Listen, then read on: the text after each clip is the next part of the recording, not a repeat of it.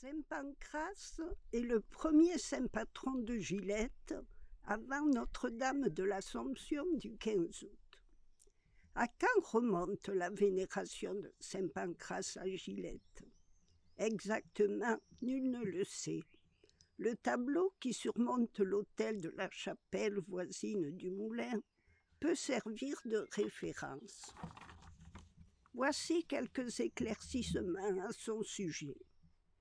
C'est une copie, car l'original est conservé au musée Masséna à Nice.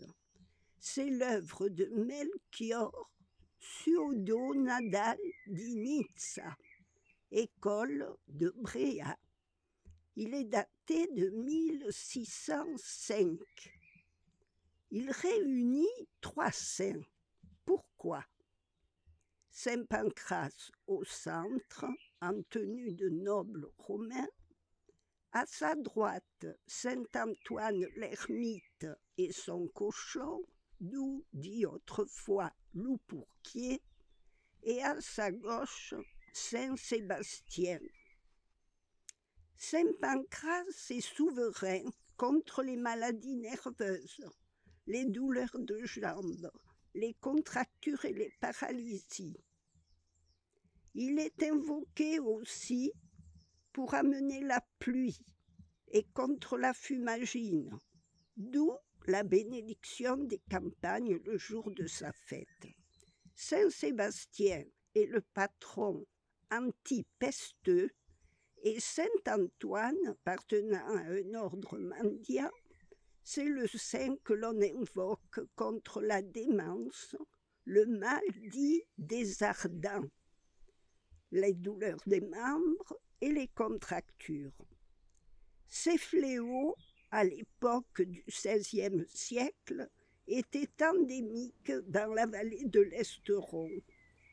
Pour ce qui est des maladies nerveuses, la cause alors inconnue était l'ergot de seigle dans le pain local, travaillé avec des farines de gerbes de grains germés. On venait donc de toute la vallée, en pèlerinage, invoquer ces 3 saints à la chapelle de Gilette.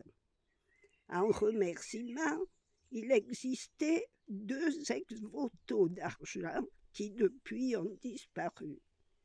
Et dans l'encadrement en bois du tableau, on y incrustait des motifs en or et en argent, ayant la forme d'un os long. Tout ceci d'après les sources de l'historien Michel Bourrier, qui sont extraits de l'ouvrage Gilette, les oliviers de la République, édité en 1986. La célébration religieuse, avant la guerre de 40, se pratiquait en 3 étapes. La date du 12 mai était respectée, même si elle tombait en semaine. La veille au soir à l'église, il y avait l'office de la bénédiction en musique. Le jour de la fête, les cloches en grand carillon sonnaient à 9h30. À 10h, la procession s'ébranlait, accompagnée du carillon et des chants. Elle partait de l'église pour aller jusqu'à la chapelle où la messe royale était célébrée, chantée en latin par le corps des hommes, puis plus tard par les prioles. C'était plein à craquer. La petite murette sur la droite dans la chapelle était réservée tout du long aux enfants très nombreux. À la sortie, il y avait la bénédiction des campagnes, puis retour à l'église en procession. Saint Pancrace, sur son pesant dé en bois doré sculpté, porté à l'épaule par des volontaires qui alors ne manquaient pas. Enfin, à 15h, à l'église, les vêpres clôturaient les cérémonies tandis que le bal commençait dehors, sur le pont ou au pasquier. Plus tard, après la guerre, la fête fut reportée au dimanche avant ou après le 12.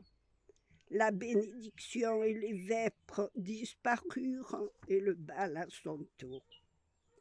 Vers 1970, le moulin coopératif prit l'initiative de participer à la fête le matin en s'ouvrant au public pour une visite.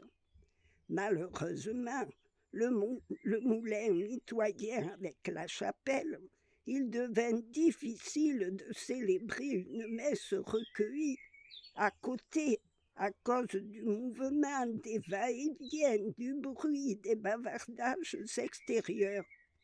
Depuis, la messe de Saint-Pancrace est célébrée à l'église, la demi-procession, je ne veux pas m'étendre, tantôt avant, tantôt après la messe. Aujourd'hui, avant la messe, rassemblement à la chapelle autour de Saint-Pancrace, sur un simple brancard léger. À 10 heures, bénédiction des campagnes, chants, procession et messe à l'église.